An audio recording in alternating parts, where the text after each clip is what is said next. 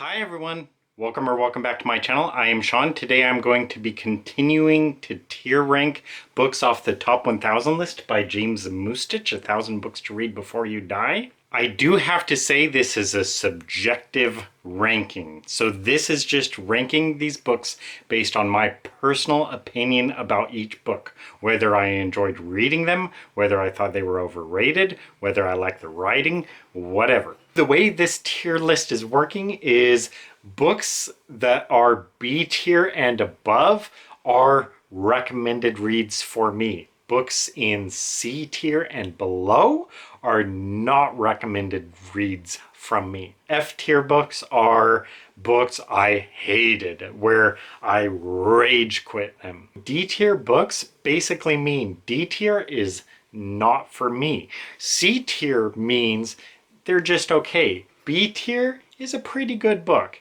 A tier is definitely a real good book. There are no S tiers on this ranking. So without further ado, let's get into it. The first book is Lucky Jim by Kingsley Amis. So I've heard of this book forever, and I think his son, I think his name is Martin Amis, is also a writer as well. I didn't know what to expect of this book, though. I didn't know anything about it. All across like the back of the book, it kept saying like in reviews that the book was hilarious, that the book was so funny.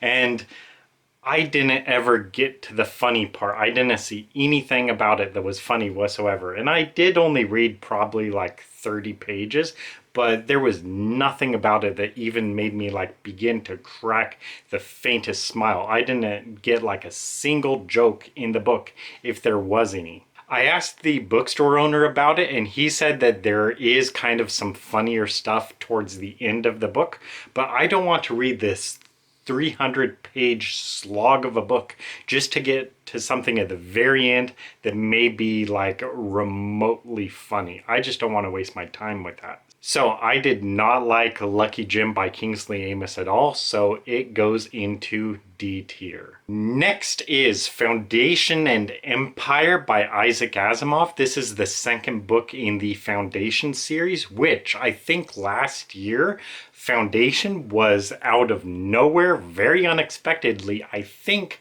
my favorite book of the year last year. I usually don't like science fiction fantasy, but I just really liked the book Foundation because I read it as a retelling of the fall of the Roman Empire, but set in space. So that was enjoyable to me. So I put this book, Foundation and Empire, on my to-read list for this year. The first 3 books in the Foundation series I think are on the top 1000 list. So I bumped it up my priority reads for this year because I really liked Foundation and I wanted to see where he went from there. Well, frankly, I just didn't really like any of the choices he made in this book, Foundation and Empire. The biggest one is that he begins the book by saying there's actually 2 foundations. And that kind of spoiled it because it's like, if the first foundation gets destroyed, it doesn't matter because I know there's a second one. If this second one gets destroyed, it doesn't matter because I know there's the first one. So that really kind of killed the stakes for me because it's like, well, so what if one fails? At least there's another one. We know we have a spare. And there were other things about the book I didn't like as well. So unfortunately, Foundation and Empire just didn't do anything for me.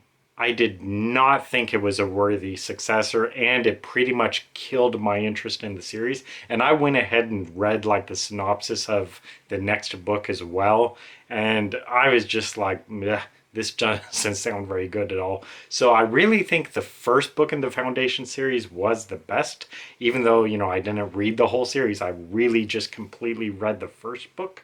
I liked the first book. I did not like the second book. The second book pretty much killed the series for me. I have read some reviews of people who say that Asimov's like robot books are better than his Foundation series, than his space stuff. So I do not know if there are any of the robot books on the top 1000 list. I kind of don't think so, but I would be definitely willing to give those a try. But that said, I do put Foundation and Empire ahead of Lucky Jim, just because I didn't really like anything about Lucky Jim at all, whereas I do like the premise of the Foundation series.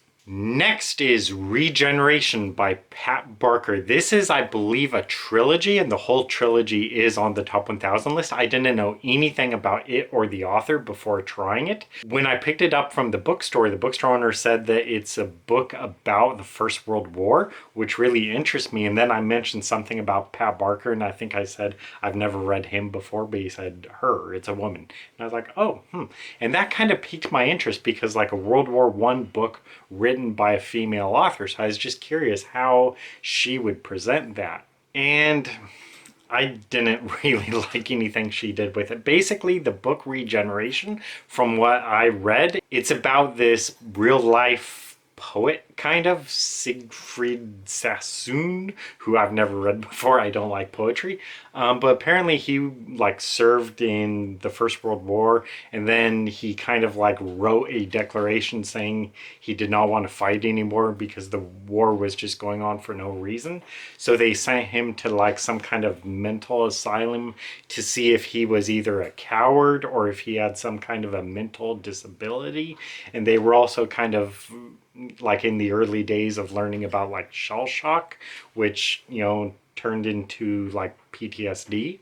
But I just didn't really like anything the book did. So like as a World War I book, it didn't like give me any new insight about the First World War. Like I already know about the First World War. There's been innumerable books for sure written about the First World War, and I didn't see anything that this book added to it. As like a biography about this poet, I think I would be much more interested reading a straight biography of the guy Siegfried Sassoon than reading this, because I just didn't feel like I knew or understood the guy at all. I would have just been better off reading a biography. Then as like a sort of mental health book, I didn't think the book was very useful really, because the book was actually written, I think, in like the 1990s. So it's like, why are you writing this book about shell shock and basically the early days of PTSD when we already know all about that? So when I began to read the book, my first impression was just kind of thinking, okay, this is written sometime around or like shortly after the First World War. So like a lot of people at the time maybe don't know about shell shock and they don't know about PTSD then. But the book is actually written in like the 1990s, so everyone already knew about this stuff. So hopefully that kind of makes sense where I'm coming at from, is I can appreciate if a book is telling something kind of for the first time that audiences have not heard about before, and so the author brings awareness to that subject. They bring awareness to shell shock or PTSD or whatever. But it was already well known at the time because this is the 1990s. So basically, why does this book even exist? I just didn't like anything about it. The writing, the subject, nothing about it I enjoyed. That said, I do put it above Lucky Jim because I just did not like Lucky Jim.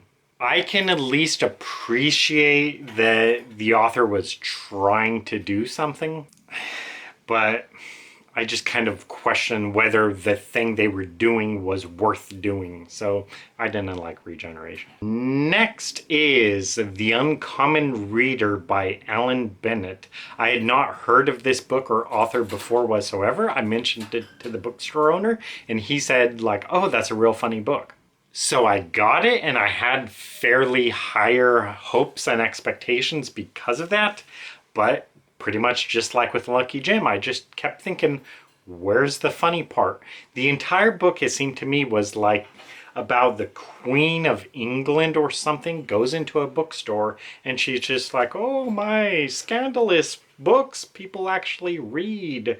And I'm just like, God, I just hate monarchy. I don't think it's cute, like all these princesses and kings and queens and dukes. I just do not care about those people.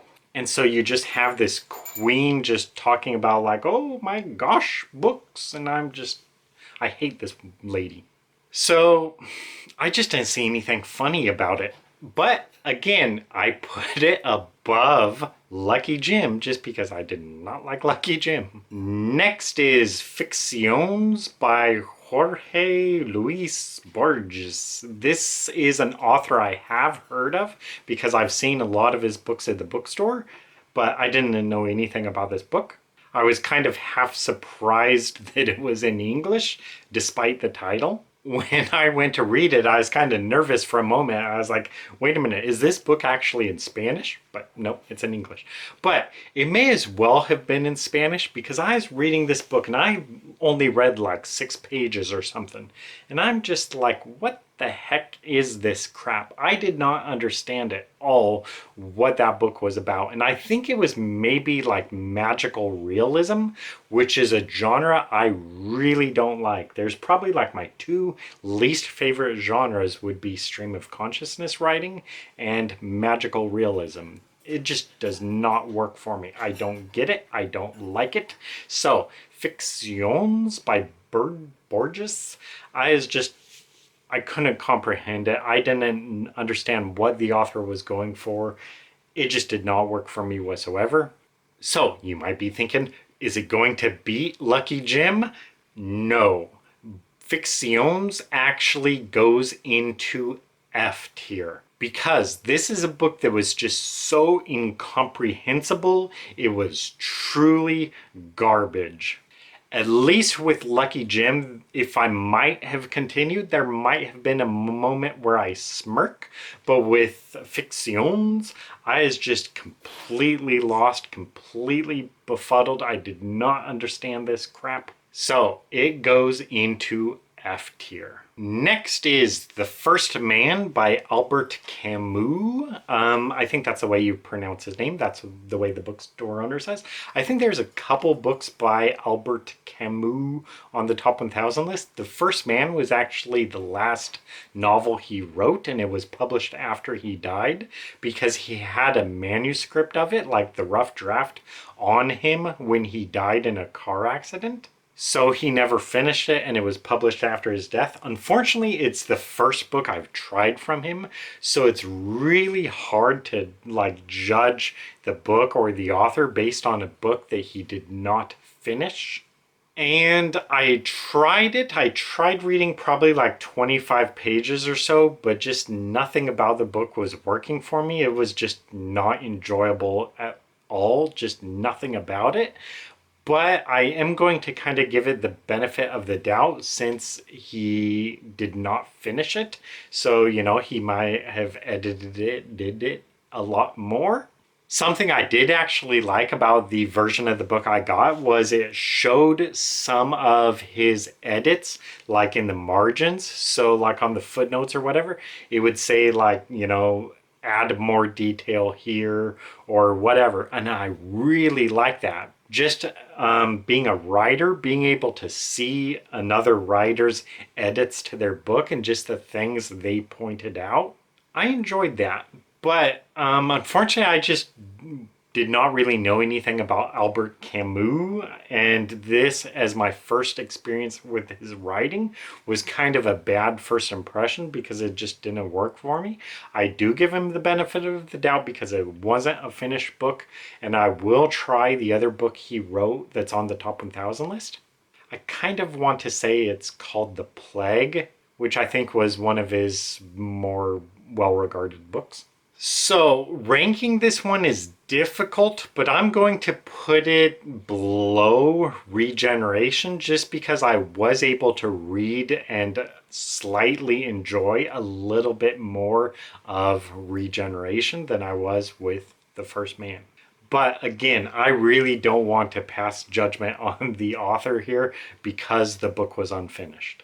Next is Ender's Game by Orson Scott Card. So, like last year or the previous year, like I say, science fiction fantasy was one of my least favorite genres. So I really had low expectations for Ender's Game. But I was also kind of a little bit hopeful because I know he's a well-regarded science fiction author. And also I have a signed book by Orson Scott Card somewhere. So I wanted to like it, and Ender's Game is his most notable book. Really, it's probably his like one-hit wonder kind of book, because I just don't see anyone talk about Orson Scott Card beyond talking about Ender's Game. This one is really tricky to talk about because I actually really liked Ender's Game for a large part of it, like maybe 50% into the book. I was enjoying it pretty well, even though it definitely did read like the work of a younger writer. And it was like one of his first books, if not his first book. And what he did is he kind of worked on it kind of throughout his life, even though he published it in some way, shape, or form. He like went back and he'd do new editions of it, which I'm kind of leery about because I think authors should kind of let their work be as it is. You know, you shouldn't like be like George Lucas with Star Wars, just continually editing and tweaking your books. I think you can fix typos and stuff, that is fine.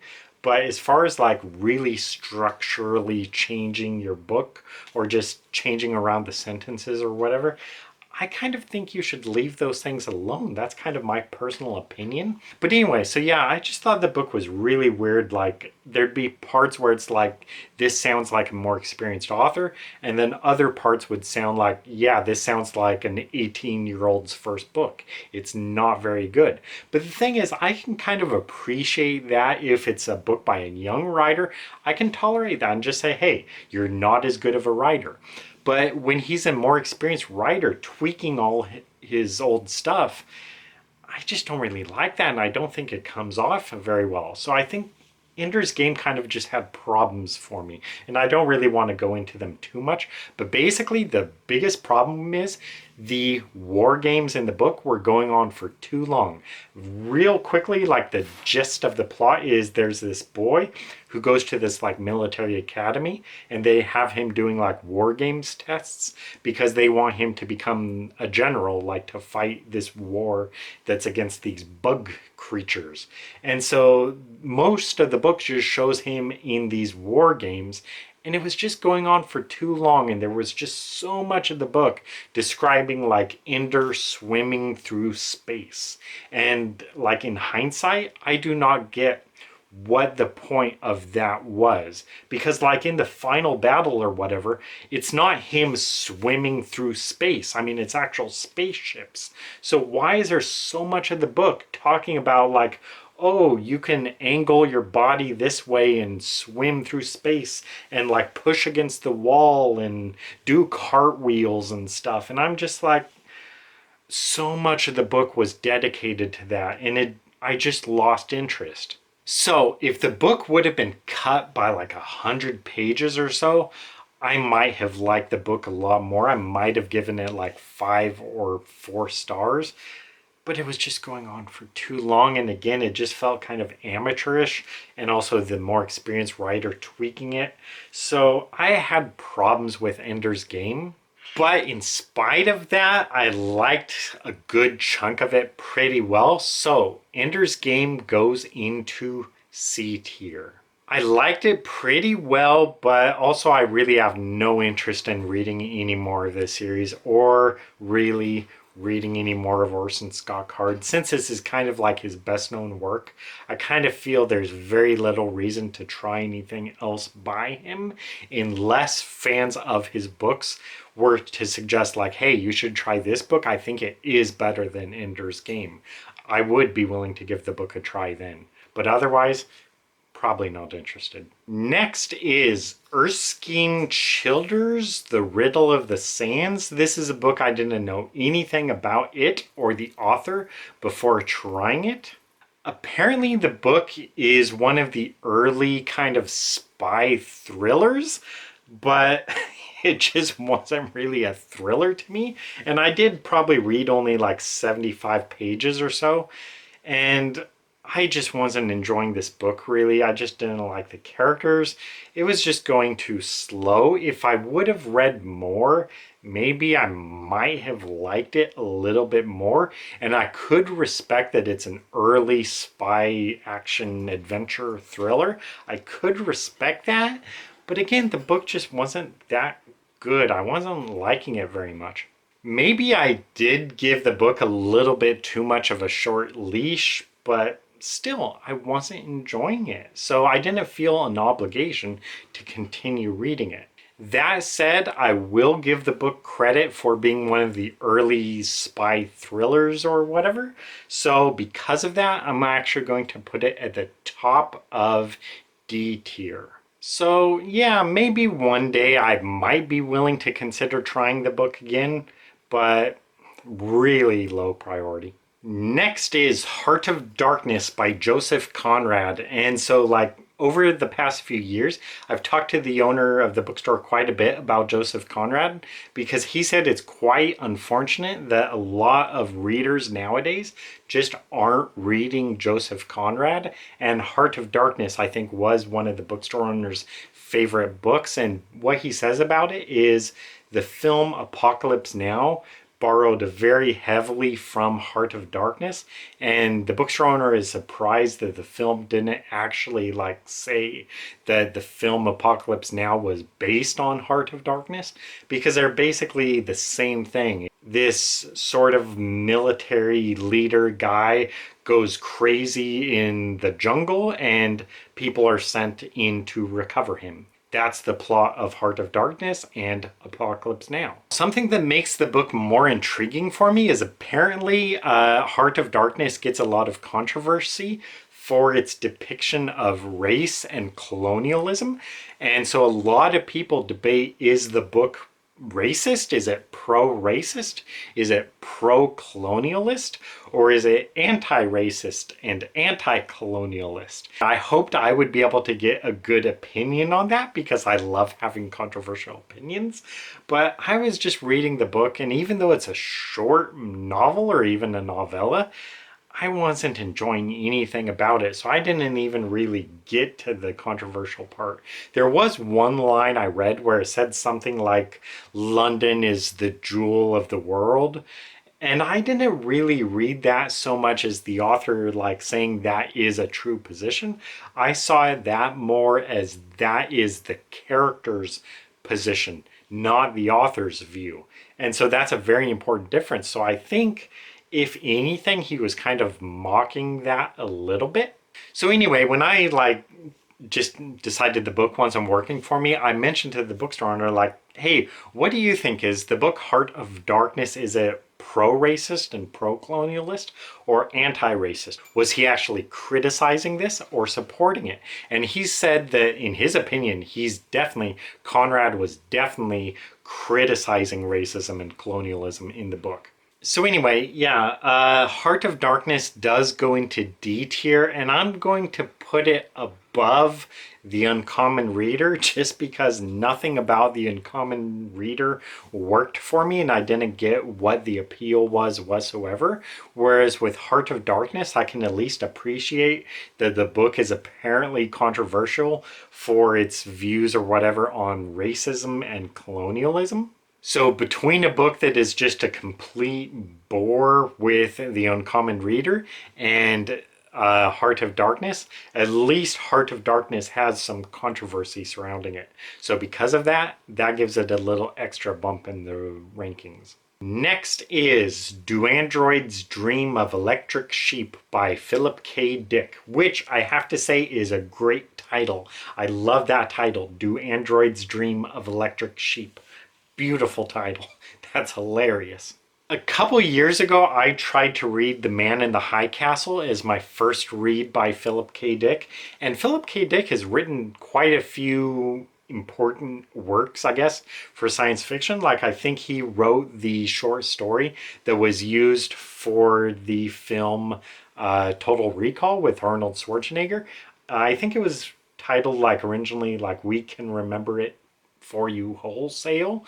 I have not read that. That is not on the top 1000 list, but I would definitely be eager to try that book because I really like the film Total Recall. So I'd be very intrigued to see how the book compares with Total Recall. I have not seen any of the Man in the High Castle show, but I saw all the promotional material for it, so it looked intriguing, like this alternate history where the Germans and Japanese win World War II. But the book Man in the High Castle just didn't do anything for me. So because of that, Philip K. Dick really kind of fell in my to-read list. But Do Androids Dream of Electric Sheep is on the top 1000 list. And also, I haven't mentioned yet, Do Androids Dream of Electric Sheep is perhaps better known by the title of Blade Runner. So the film Blade Runner is based on Do Androids Dream of Electric Sheep. And oh, by the way, I didn't also mention that another book Philip K. Dick wrote was Minority Report, or one of his stories was used for the inspiration for the film Minority Report, like with Tom Cruise, I think. And I'm sure he's written other stuff as well. So anyway, I just didn't really like Man in the High Castle, so I had pretty low expectations for Do Androids Dream of Electric Sheep. And I've also never seen Blade Runner. So I began reading the book, and I don't want to go too much into detail about it. I mean, there were some things I kind of remotely liked, and other things is just, yeah, Philip K. Dick just doesn't seem to really work for me. I don't really like him. I like his premises. I like that he writes these things that are used for all these movies. Minority Report, Man in the High Castle, Total Recall, Blade Runner. So, I mean, he is really a goldmine of stories that have been used for, like, successful stories like Total Recall and stuff. So I really commend him for that, but he really seems like an author to me whose books do not live up to the films. The films are better. And that's just kind of my view about Do Androids Dream of Electric Sheep, is that the film is probably better. I just didn't really like the book, and I don't really want to go into why too much. One thing I did like about it is there's a scene in the book where the main character gives this woman a test because he is trying to figure out if she is an android or a robot or if she's a human. And when I read that scene, I was like, wait a minute, this scene is used as inspiration in the video game Fallout 4. There's a scene where you go to the settlement and they give you this test because they're trying to find out if you're a human or if you're a robot. And so when I read that scene in Do Androids Dream of Electric Sheep, I realized, oh, this is where that reference in Fallout 4 comes from. So Fallout 4 is giving a reference to Blade Runner, Do Androids Dream of Electric Sheep. I like that. I enjoyed that. But as a whole, I just didn't like Do Androids Dream of Electric Sheep. I don't really like Philip K. Dick. So this book goes into D tier, and I put it below Foundation and Empire just because I at least like Isaac Asimov and I do not really like Philip K. Dick. Next is Rebecca by Daphne du Maurier. So this is a book where I have seen so many people, booktubers and people coming into the bookstore, commending this book. They just really like Rebecca, and they also really like Daphne du Maurier. So she is not a one-hit wonder. A lot of people like other books by her in addition to Rebecca. So years ago, I think I saw one of the Rebecca films. I want to say it was by Alfred Hitchcock, but I didn't remember anything about it. Since the book had so many people praising it as a masterpiece, I had real high hopes for it. So when I went to read it, I heard somewhere that the book has like one of the best opening lines ever. And so I read the opening line, and right away I was just kind of like, that's supposed to be a great opening line? It's a random line. It's not very good. So that did make me a little bit more nervous, but as I was reading the book, I'm not exactly sure where. I think probably the first chapter. I thought, okay, I think I'm seeing what people are talking about. I think I see that this is indeed potentially a 5-star book, just because it's describing like this house, and it was really evocative writing, so I could just really picture in my head a female narrator talking this whole chapter, just narrating this whole chapter. And so that really kind of gave me a little bit more higher hopes. But as the book went on, just reading another chapter, another chapter, another chapter, I was kind of getting bored by it. I just wasn't really enjoying it too much. I thought it was kind of wordy, but there were definitely scenes I was enjoying. So this one's really difficult. Ultimately, I felt I just did not really have the time or patience to read Rebecca, despite all the praise. I was just not really enjoying it too much. So kind of my final opinion on Rebecca. Well, one thing is I do still have the book because I do still think I might give it another try at some point, because I definitely do see some potential in the book where indeed this could be a 5-star masterpiece and so many people like this book and author. And I can kind of see some of that. But I don't know. I just don't really have the time or patience for it. If I was to like just read this book blind, not knowing anything about it, I'd probably give the book D tier. If I was able to read a little more of it, maybe I'd give it C tier. But even though this list is like my subjective rankings, it's not supposed to be rankings based on what other people think or what critics think of the books. It's more just my personal opinion. In this case, I am actually going to kind of defer to the crowd, defer to the majority, because overwhelmingly people love Rebecca and love Daphne du Maurier. So even though I don't mind going against the crowd, in this case, since people are so overwhelmingly supportive of this book, I would be more of the opinion that, okay, they probably see something that I just don't really see as much. This is not a case where I think everyone else is just stupid. This is a case more where I would probably think, okay, I am probably the stupid one here. I just don't really like this book. But you all who love this book, you are probably right. So if I'm ever giving book recommendations for people, I would probably have to mention Rebecca by Daphne du Maurier, just because so many people overwhelmingly like her.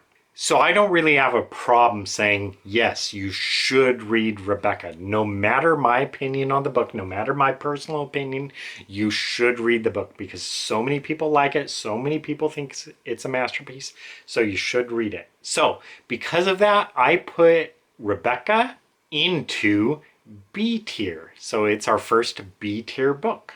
So since Rebecca goes into B tier, it is actually a recommended read. You should read Rebecca by Daphne du Maurier. No matter your reading tastes, you should read it. You may be in for a very pleasant surprise. It might be one of your favorite books of all time, so definitely give it a read.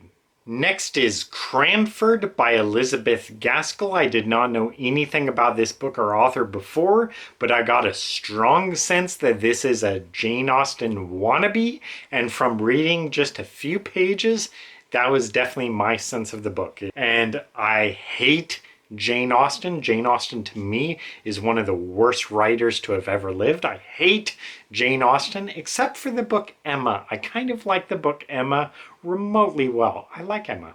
Other than that, Jane Austen's books are talentless, boring garbage.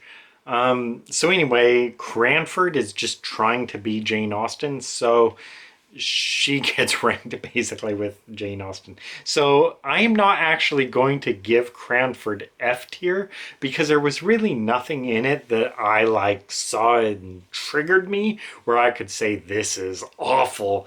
It's just not for me. So anyway, Cranford was not a rage quit book, but it was definitely a very quick DNF, and I'm just like, okay, I'm done with this. I'm moving on. I'm never reading anything by this author again. I don't want to read anything by this author again. I do not care. I'm not interested. Jane Austen wannabe. Go to the very bottom of D tier and stay there. You are not getting out. Next is The Glass Palace by Amitav Ghosh. This is a book and author I had never heard about before trying it. I went into The Glass Palace with quite a bit of reservations, just thinking, okay, I'm probably not going to like this book. But as I read and maybe the first chapter, maybe the second chapter, I began to think, ooh, this is actually pretty well written. I'm actually liking this pretty well. This is pretty solid. And so I was reading another chapter and another chapter, and just the more I read, the more I became convinced, okay, this is a 5-star masterpiece. This is beautiful writing. This is perfect writing. Real good writing. Except for one thing, which was ultimately the final flaw of the book, and that was repetition of the word was. So many times in this book there is the word was. Was. Just like the boy was sad, the boy was whatever, the boy was. Like, seriously, every page had like 10 to 15 uses of the word was. It was driving me crazy. I thought that part of the book was, oh, I just said was very poor writing. It just began to trigger me. So before long, I was only able to read word, was, word, was, word, was. So, oh, this one's really difficult. The book was so close to being one of the best written books I've ever read. Just perfect writing, beautiful writing, elegant research, and I really liked it. And I really liked some of the characters, and I liked the potential of the book. But it was just the repetition of was killing me. So, simultaneously, The Glass Palace by Amitav Ghosh was like one of the best written books I've ever read. Just beautiful writing. And at the same time, horrendously written, and just edit the book, please. I wish I could have gotten to edit this book and just let this guy know, like, hey, do you see that you have 50 uses of the word was on these 3 pages? Oh, it was just triggering me. So I'm so conflicted about The Glass Palace. I am going to put it in C tier, so it does narrowly fall out of recommended read territory. And I also put it above Ender's Game because Ender's Game did not have the beautiful, flawless writing as The Glass Palace. It wasn't as bad, Ender's Game. It didn't have as big of flaws with the repetition of was. But still, I can't put The Glass Palace below Ender's Game just because the writing, except for the use of was so good. If the book did not have that, then The Glass Palace could legit be an A or S tier book. Seriously, if I was to pick like 5 books that have like the best writing I've ever read, The Glass Palace would be a strong contender for a top 5 all-time best written books. But at the same time, the repetition of was. Next is Pattern Recognition by William Gibson. This is not a book or author I have ever heard about before, so I really had no expectations. For this one, this is really tricky, but as I was reading the book, what really came to mind was another book I read, Neal Stephenson Quicksilver, which is like a science fiction book with really techno stuff, like technology, and a lot of like information stuff, a lot of computer stuff. And that kind of writing is not really for me. I don't really like it too much. But I can see if you have it like for the right target reader, it could be very good. So it's really hard for me to judge Pattern Recognition by William Gibson. Basically, my impression of it is if you like Neal Stephenson, or if you like maybe Michael Crichton, because Michael Crichton kind of also writes some techno stuff, but not, I think, as advanced as this. So William Gibson, he sounds like Michael Crichton's smarter older brother. So this really just falls into a kind of different category where for the right reader, this might be a very good book. But I am not that reader.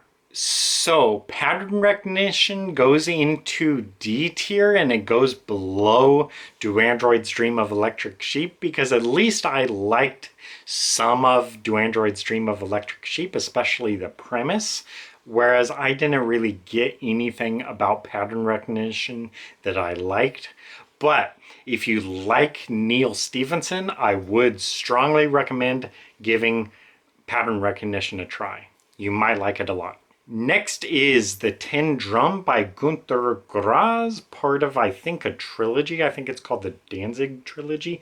I think the bookstore owner likes it pretty well. And I think several people have also liked Gunter Grass, the Danzig trilogy, The Tin Drum as well, but not me.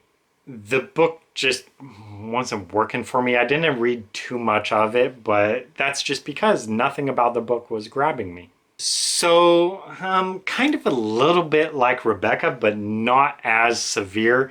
You may want to try this book just because several people have enjoyed The Tin Drum, but not me. So anyway, ranking it, it goes into D tier, but I am going to put it below The First Man by Albert Camus, because at least with The First Man, it wasn't finished. So I kind of want to give that book the benefit of the doubt, whereas The Tin Drum was definitely, I think, finished, and it just wasn't really that good, I felt. So real tricky. I really did not read enough of it to give it a real fair shake, but still, I did try it and it wasn't grabbing me. So it goes into D tier. Next is Goodbye to All That by Robert Graves. I did not really know anything about this book, even though I've heard of it, I think. But when I went to read it, I found out it's his memoirs about his childhood and his like World War I years. Robert Graves was apparently a poet, mainly. He also wrote some novels, I think, but mainly I think he was kind of more regarded as a poet. So anyway, reading the book, there were parts of it I kind of liked, especially like his childhood. Just sort of decent description, kind of. But at the same time, I was really getting an impression that Robert Graves did not have an emotional connection with the characters in his book, meaning like his schoolmates, his classmates, and also like his friends, and then the friends in the war, where he would describe like, oh, this person died in the war, and he didn't have any kind of emotional recollection or emotional attachment, or I don't know exactly how to describe it. There was no emotional connection with it. So he'd just say like, oh yeah, this friend died in the war. He didn't say like, you know, how he mourned them and how their death affected him and how it made him rethink the war or anything. It just, they died. I don't care. He just doesn't seem to care about his own life. So why should I? Why should I care about all these other people when Robert Graves doesn't seem to care about them? Then the book was also kind of weird for me because it's describing a lot of his like school days, and he consistently talks in the book like basically how since he was going to like an all boys school, and that's like how the United Kingdom or whatever Britain was at the time, like, you know, all their schools were separated by gender. And so what Graves talks about is how basically all of the kids in the school kind of formed like homosexual relationships with each other, and just like how they used each other for sexual favors. And I'm just like, this is just creepy and I just don't like this. And also like talking about like disciplining stuff and like, you know, the students disciplining each other and like, you know, like paddle boarding each other and stuff, like if you get in trouble and stuff. And it's just like, these people are really quite sadistic, and I just don't really like these people. These people are weird. And also the writer Roald Dahl, who wrote like Charlie and the Chocolate Factory and stuff, he also kind of talked about the same thing, about how like all this kind of punishment stuff was so common in the schools. So this is just something kind of with me, with British people, it's just like, ew, creepy people. So I'm kind of conflicted about Goodbye to All That. I don't usually like memoirs or autobiographies, but I was kind of decently liking parts of it. But again, there were parts of it where I was just like, this isn't very good. Like people dying and he just doesn't seem to care, and talking about all these relationships in his school. It's just kind of weird.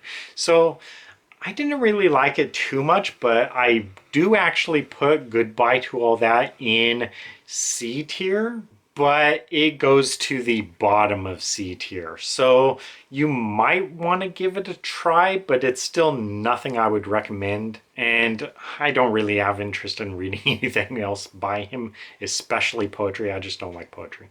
Next is Stranger in a Strange Land by Robert A. Heinlein. I have heard of this title because of an Iron Maiden song. And I know that Robert A. Heinlein is considered one of the fathers or whatever of science fiction.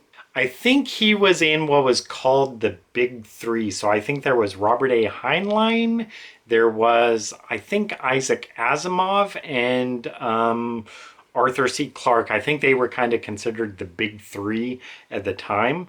So anyway, Heinlein, usually I don't like science fiction fantasy, so I was kind of iffy about it. I am really conflicted on Stranger in a Strange Land. There were parts of it that I really liked it, where I'm thinking like, okay, this is potential 5-star book stuff. I really like some of this stuff.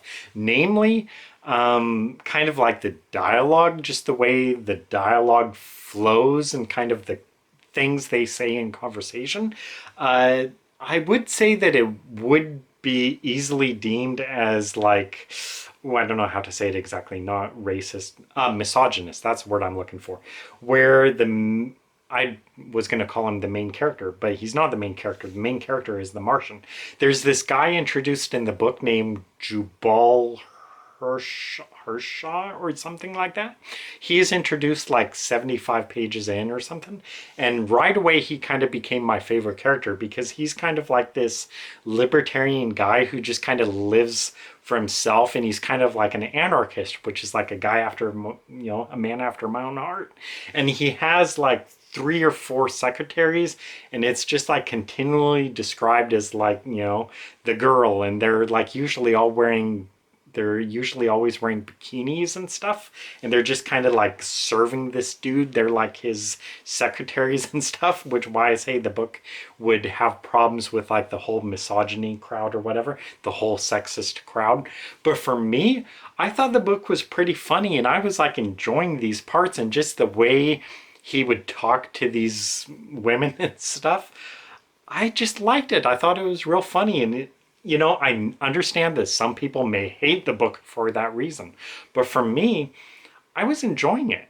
So there were things I really enjoyed about Stranger in a Strange Land, but ultimately I think the book was too long, and there were other problems with it as well, which I don't really want to go into too much. So I'm really conflicted on Stranger in a Strange Land. I liked parts of it very well. I didn't like other parts of it very much. But ultimately, the book was just too long, and it had other flaws as well. So that does keep it out of B tier. So Stranger in a Strange Land goes into C tier, but it goes to the top of C tier. So I enjoyed it pretty well, but there were too many flaws in the book that just kept it from being like a genuine recommended read.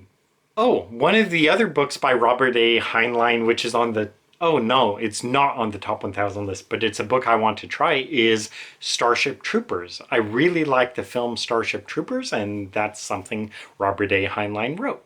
So I got a copy of that book, Starship Troopers, and I'm eager to try it. The director of the film Starship Troopers, I think his name is Paul Verhoeven. He's the same guy who directed Total Recall, as well as RoboCop. Verhoeven said that he tried reading Starship Troopers and he just like lost interest. He got bored and lost interest and quit halfway through. And so he just made up the rest of the movie the way he thought it should go, which I think is kind of hilarious. Even as a writer, you may think I'd be kind of defensive and I'd support the writer, like, how dare you, like, make up the guy's story on your own. How dare you deviate from the book? But I just think it's funny that the director said, like, yeah, I tried reading the book, but I just got bored with it. So I just made Starship Troopers however I felt the movie should go. I think that's funny. So I really want to try Starship Troopers, the book, to see how it compares to the movie and just to see how bad it could be, how boring it could be. Because apparently a lot of the book is just talking about like debates in the classroom about like service to your country. That's a big part of the book. Next is Dune by Frank Herbert. So I was really reluctant about this one because I do not like science fiction fantasy very much. And Dune is quite a big book. And I was also really hopeful for it because I have a couple signed books by Frank Herbert. Like I think there's one hidden right behind there somewhere. One of the Dune books signed.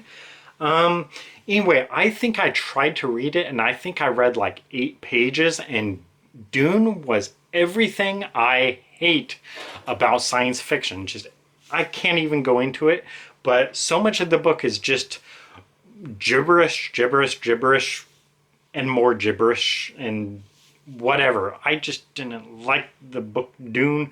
I couldn't get into it at all. A couple years ago, maybe a year ago, 2 years ago, I got the new Dune films, part 1 and part 2 or whatever, because I heard they were getting real good reviews. So I wanted to try the Dune movies after reading the book, but I just didn't like the book at all.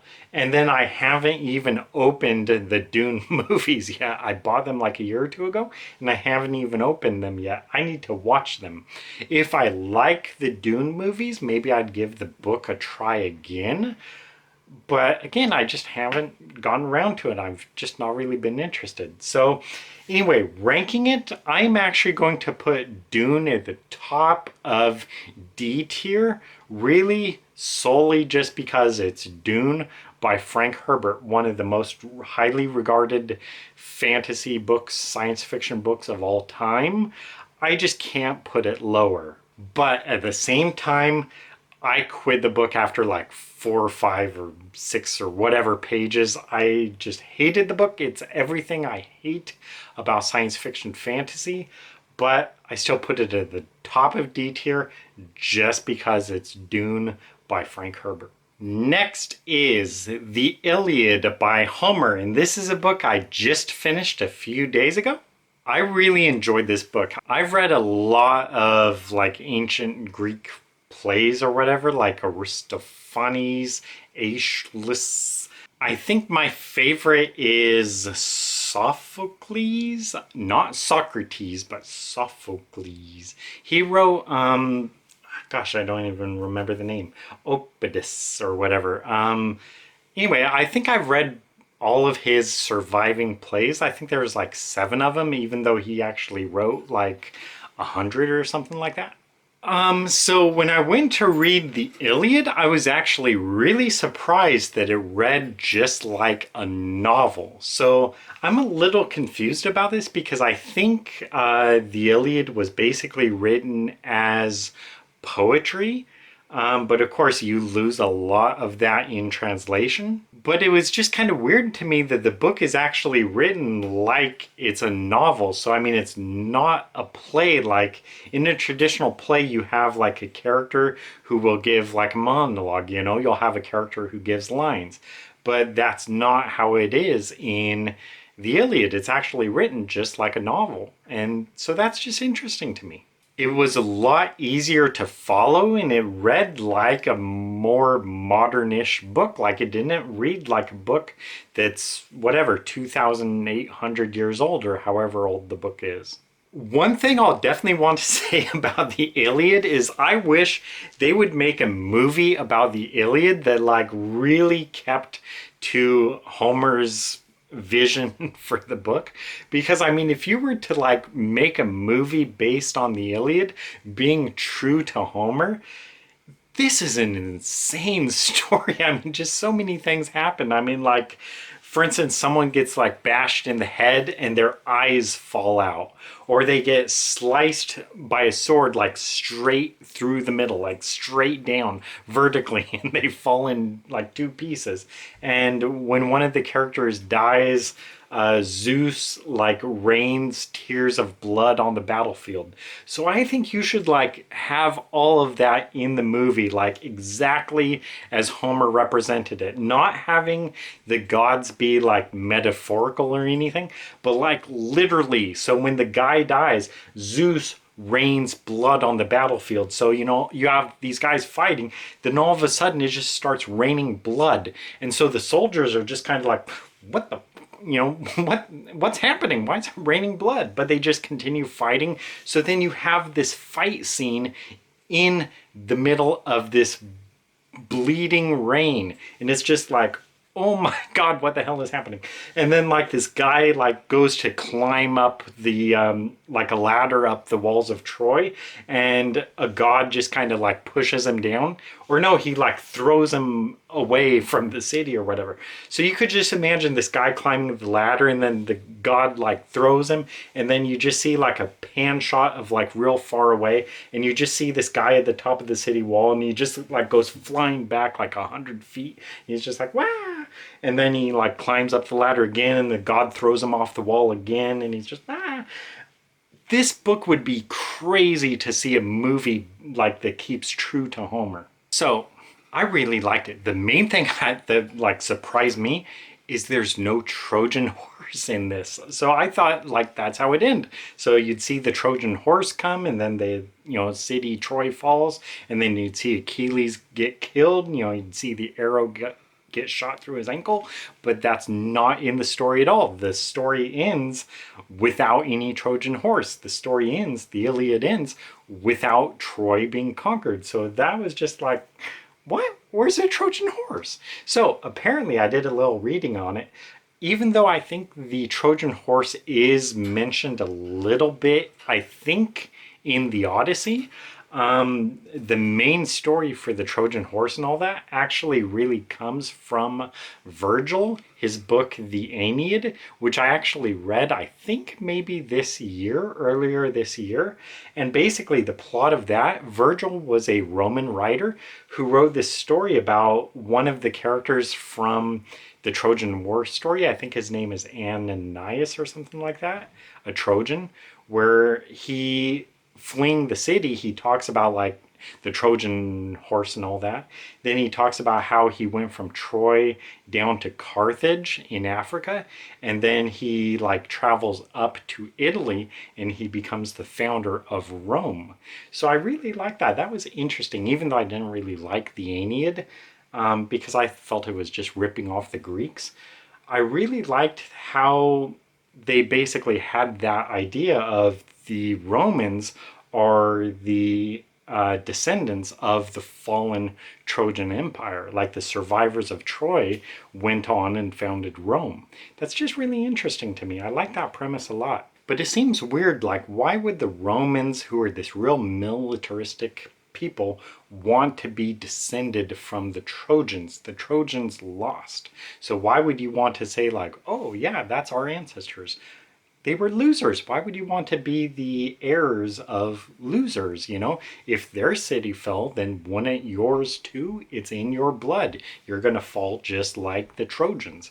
That was kind of weird. So anyway, I didn't like the Aeneid very much, but I like that, you know, gist of the plot or whatever, that premise. And so again, the Trojan horse comes mainly from Virgil, not from Homer. I thought that was interesting. Anyway, so ranking the Iliad, I would actually put it in A tier. I thought it was a real good read. It was really interesting reading it like a novel, like the world's first novel. I enjoyed it a lot, so it's definitely worth a read. It goes into A tier. Next is The Portrait of a Lady by Henry James. So I have seen a lot of Henry James books at the bookstore, and I think he has 2 books on the top 1000 list. This book, The Portrait of a Lady, and The Aspirin Papers, which I think is a collection of short stories, which I do have a copy of. Shortly after beginning this book, The Portrait of a Lady, I mentioned to the bookstore owner that I began reading Henry James, and he suggested that it's probably best if you actually begin reading some of his short stories, just because you'll get a better sense of his style. And just to kind of cut to the chase is, I think, based on reading this book, Portrait of a Lady, I think Henry James is probably a little bit more better suited to shorter stories. Because this book, even though I liked it pretty well and the writing was better than I thought it would be, I wish this book was more of a short story, not a full novel. I was really pessimistic when I started this book because I didn't think I would like it. I was just a little bit fearful that maybe Henry James would be a stream of consciousness writer, which I do not think he was. And yeah, all in all, I was actually kind of impressed with how much I actually liked his writing. The actual plot itself of the book wasn't really that good to me, especially again for a novel the size it was, like 500 pages or whatever. As like maybe a 200-page story, I think it would have been pretty decent. But sort of a problem I was having with the book was the main character is this American girl who goes to England to like live with her relatives who kind of are like, you know, upper middle class people. And throughout the book, it's kind of implied how important this young woman is, this young American, just like how intellectual she is, or how beautiful she is, or just how thoughtful she is, just what an interesting person this young woman is. And there's like several guys who are really interested in her, but I just kept thinking, why are they interested in her? The author keeps telling us how great this young woman is, but I didn't see anything about her that was interesting or great or compelling or whatever. It was just the author saying, oh, this character is so good, she's so thoughtful, she's so intelligent, you know? And I just wasn't seeing that at all. It was all telling me this, but not showing me this. It wasn't showing me why she was a compelling character. I wasn't getting that. So I didn't really care about her too much, and that was kind of a failing for me for this book. And ultimately, that is what keeps this book out of B tier, out of recommended read territory. It was kind of close, it was kind of heading that way, but in the end, I just didn't really care about this young woman who's kind of the main character of this novel, even though I was more impressed with Henry James's writing than I thought I would be. So, The Portrait of a Lady goes into C tier, and I put it below Ender's Game because at least I really liked like 50 to 60% of Ender's Game, whereas with The Portrait of a Lady, I may have like really kind of just liked like 20%, but of that maybe like 10% of it, or even like 5% of it, I was thinking like, this is pretty decent. The other like 15% or whatever, I was like, this is kind of just wordy and I don't really care about this young woman. But I was more impressed with Henry James than I thought I would be, which to me, that's an accomplishment. Next is On the Road by Jack Kerouac. So this is a read for me for this year, and I really had low expectations for this book because I know Jack Kerouac is considered a stream of consciousness writer, and I do not like stream of consciousness books. That said, as I began to read On the Road, I was quite impressed with it early on, just thinking, this doesn't really seem like stream of consciousness writing. And kind of my view of stream of consciousness writing is that in stream of consciousness writing, the writer just kind of writes whatever comes to their mind at any given moment, and that's it. They just write whatever without thinking, and maybe they publish it as maybe they publish it as a first draft. That's how I view stream of consciousness writing. But with On the Road, it seemed like it had real clear direction. So it just begins with the main character saying something about like his friends wanted to go on a road trip or whatever, or he felt an itch to go on a road trip or whatever. And so that's what he does, is he begins going across the country. And everything about the book seemed like it was like serving that story. So it wasn't just like the author randomly telling you about random pieces of nothing, that whatever comes to the author's mind. It was real clear direction for the story. And I liked that. Ultimately, the failing for me for On the Road is that well, first off, I should say that On the Road is kind of based on a true story where Jack Kerouac is talking about several of his friends who made up what became known as the Beat Generation in the 1950s, 1960s. And there's like every character in the book has a historical counterpart, but they have fictional names. And in the book, basically, it's described how a couple of his friends are just really important in his life. And the book just really builds up these other characters who are really important to Kerouac's life. But the problem for me was I didn't really get the sense that I liked those people, or that I knew them, or that I understood them, or that I understood why these people were friends. It's just kind of like it's described in the book how these are all such great guys, but I wasn't seeing what made them great. And so it's kind of the same problem as Henry James. It was all just telling you that, oh, this guy is great, he's intellectual, whatever. But I wasn't seeing anything that showed me why he is an intellectual. And what Kerouac does that's even worse than Henry James is these characters are always kind of acting like they are better than everyone because they're real thoughtful guys. These are intellectual guys. But I didn't see what made them intellectual at all. Basically, all they do all day is just drink and do drugs and sleep with women, and that's it. And then occasionally they may like write a poem, but that's it. That's their whole life. And I'm just like, I don't get at all what makes these people compelling, interesting people. And I guess maybe what is supposed to make it interesting is that these guys are just party animals, you know, they're just living life. And maybe that's supposed to be the appeal of this book, but I wasn't getting that at all. To me, that's just hedonistic, just living for yourself. And I just didn't really get any purpose of this, why these people are friends.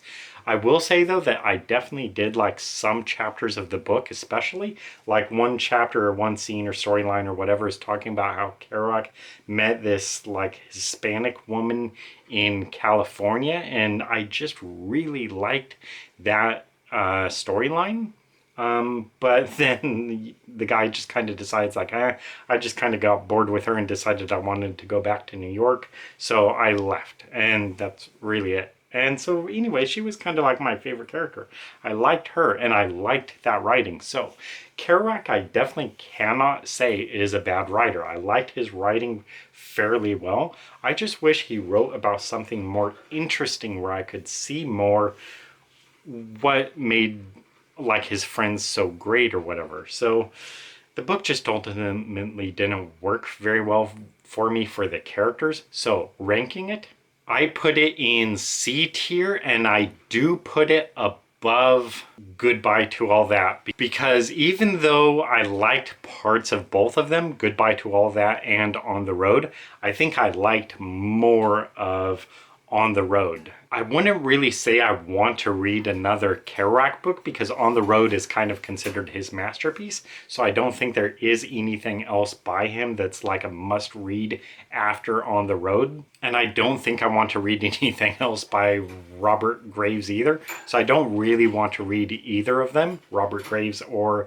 Jack Kerouac. But between the two, I think I did like On the Road and Jack Kerouac's writing more than I liked Robert Graves. So it goes into C tier above Goodbye to All That. Next is Interpreter of Maladies by Jhumpa Lahiri. And this book, Interpreter of Maladies, is apparently a collection of short stories. So when I began reading this, I was like, well, I'm going to DNF this pretty quickly.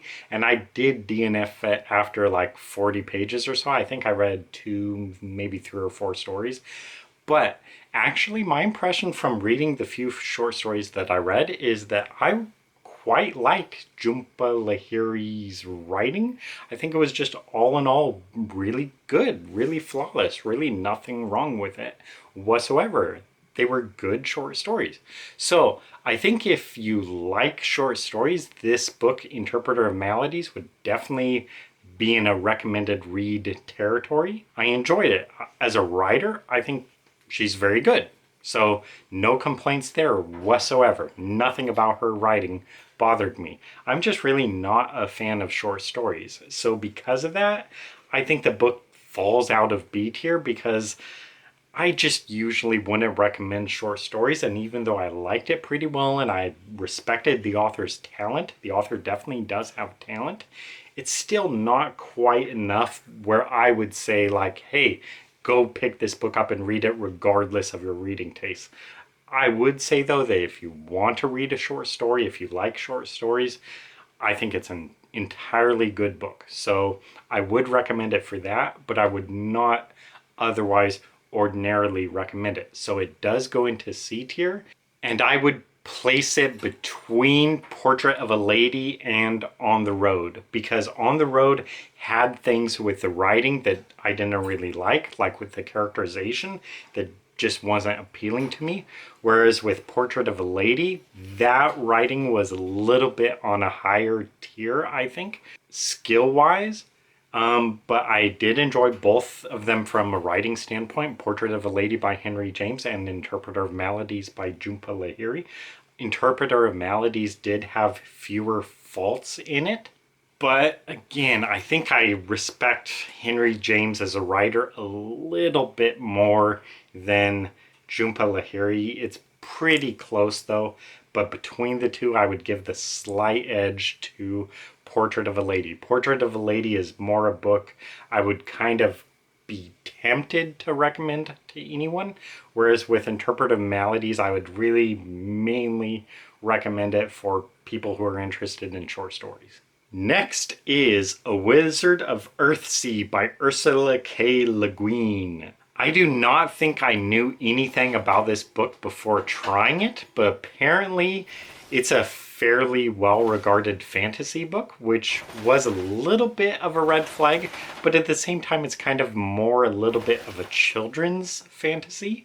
And I think I would have a little bit more leeway with that, because writing a book for kids, I think is different than writing it for adults, you know? So I think I can give more of a free pass for that. Whereas with a book targeted for adults, I'm going to be a little bit more critical. And I will say right on the onset here, I'm really proud I have a signed book by Ursula K. Le Guin right down there, Dancing at the Edge of the World. And it's actually signed to her neighbor, which is pretty cool. One thing I will say about A Wizard of Earthsea is something that makes it pretty unique is that the book is notorious for having a diverse cast. And I think she wrote it like around the 1960s. So this is not a fantasy book written like in the present day where, you know, having a diverse cast is such a, I don't know how to say. It's the in thing, you know, like you need a diverse cast nowadays. But Ursula K. Le Guin in the 1960s or whatever had like most all of the characters in the book are like dark-skinned characters and stuff, including the protagonist. He is very clearly dark-skinned, which is interesting and unique, and I definitely commend her for having that in the 1960s, having a diverse cast. So a lot of credit to her for that.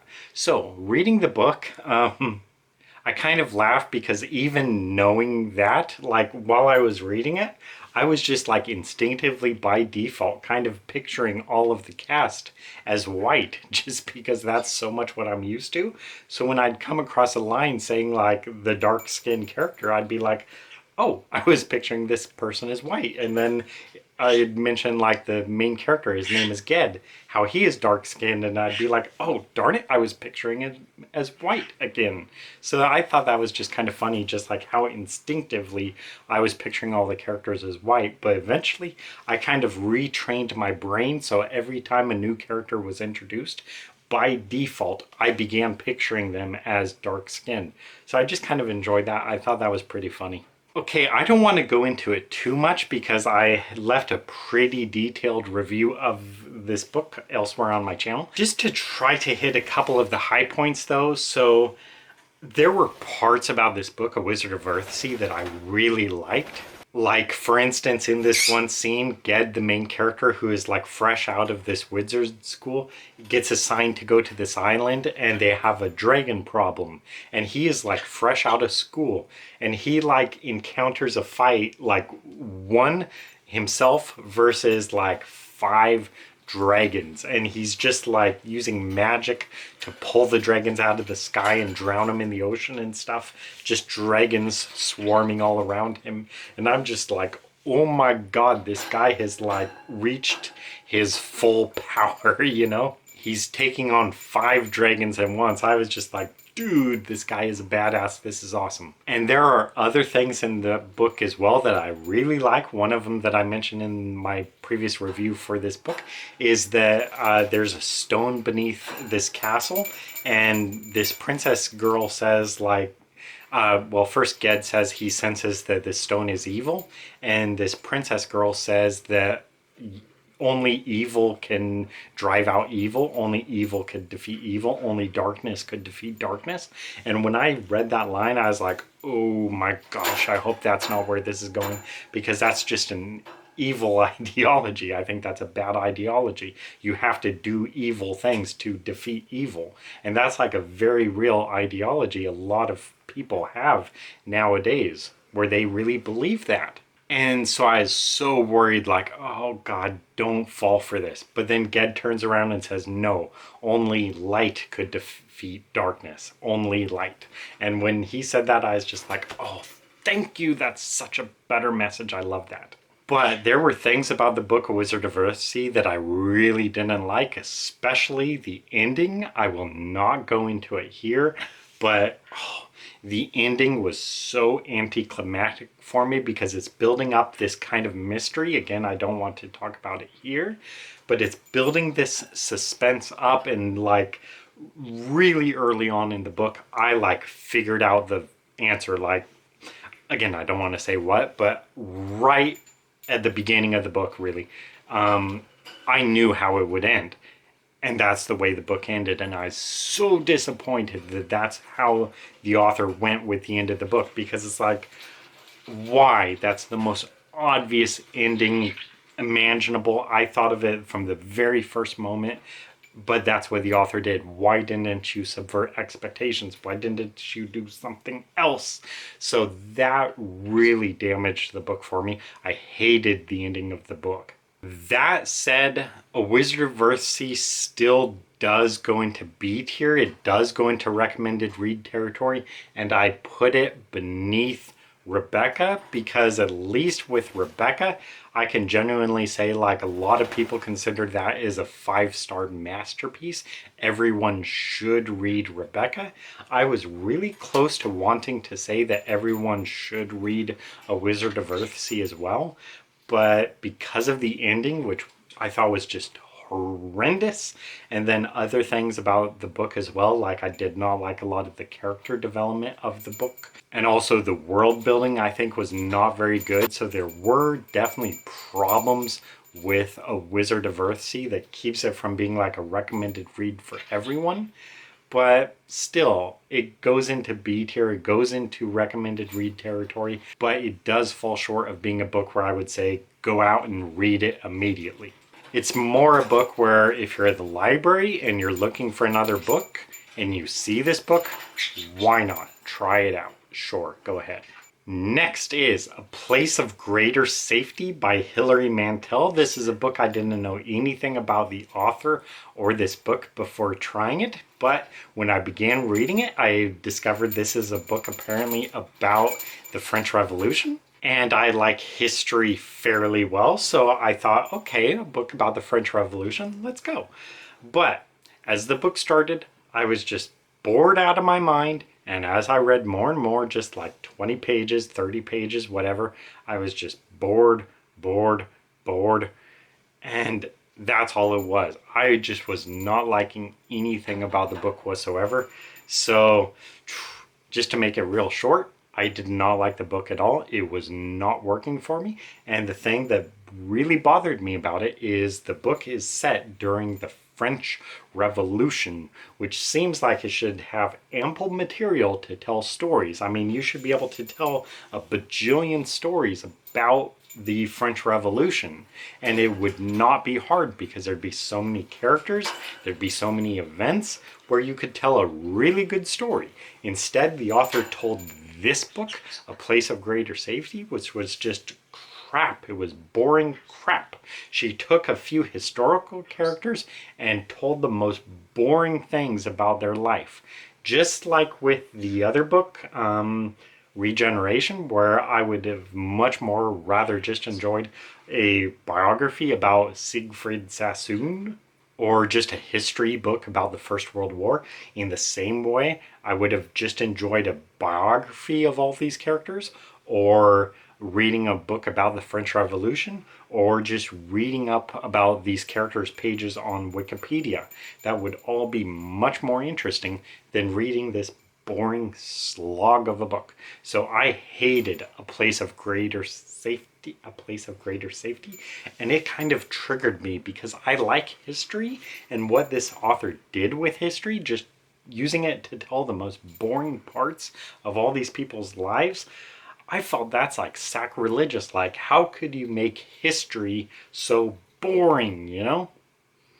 History should be fun. You should be able to tell a bunch of good stories from history and have a bunch of compelling characters and a bunch of interesting events. But instead, the author just told this story, and it was just so freaking boring. So I hated A Place of Greater Safety. But it does narrowly avoid going into F tier, so it goes into D tier, but it goes into the very bottom of D tier. So I did not like A Place of Greater Safety at all. Next is Lonesome Dove by Larry McMurtry, and I have a signed book by Larry McMurtry somewhere. I think it might be right there. I think it's called Somebody's Darling. So I've been reading Lonesome Dove seriously for like the last, I don't know what, like 6 years, like off and on. But in the last, I don't know, 7 months or so, I've been reading more of the book, just chipping away at it, like, 3 or so chapters per week. And I finally got to this part. I don't know exactly how far into the book, like maybe 55-60% or so, and there was a character, I won't say who was just really bothering me, where I'm just like, I'm tired of this character, I do not like this character, I do not care about this character, so I'm done with this book. I just do not care anymore. I'm tired of reading this, I'm tired of this character. So I looked up online the summary of the rest of the book, and the first thing I read, like the very next scene in the summary, is that character gets killed. And so when I read that, I was like, oh, thank God they die. So I guess I'll keep reading. So I did, and I kept reading for maybe like, I don't know, 5, 6, 7 more chapters, and that character died. And then I was reading another chapter, and then again, I was just struggling with it again, because I think I was just tired of reading the book, and there were just things about the book I wasn't liking. But I should say, first off, that for a long while I was thinking Lonesome Dove was definitely going to be a 5-star book, because I felt like it was a genuine masterpiece of a book, and it read very much like, to me, the great American novel. And the main book I would compare it to would be Gone with the Wind, which in my mind is like a contender also for a great American novel. But Gone with the Wind just kind of bothered me. Like, it felt legitimately like 300 or 400 pages too long. Whereas with Lonesome Dove, I wasn't really thinking it was too long exactly, or at least like I wasn't thinking like, oh, this scene should have been cut, this storyline should have been cut, Whereas with Gone with the Wind, there were definitely things I was like, I could get rid of 300 pages of this book pretty easy. With Lonesome Dove, it's all just really well written, and just chapter after chapter, each chapter was very good, and I liked the characters. The characterization of the book was real good. The descriptions of the book were all real good. Like, the setting of the book was real good. the sort of like actiony stuff of the book, just like the pacing of the book, was really good. Even though I was reading the book for like several years, just chipping away at it, I was really liking Lonesome Dove. So I was really thinking, you know, even if I do wind up DNFing this book because of the length, because it's like 900 pages or something, I'm still going to give the book 5 stars, because this is just a masterpiece writing. This is a lifetime achievement, you know. This is a work of art, and it's really well written. So I was like, okay, I'm going to give this book 5 stars. But probably about 40% into the book, I don't know, maybe not that far, I had a few major problems with the book.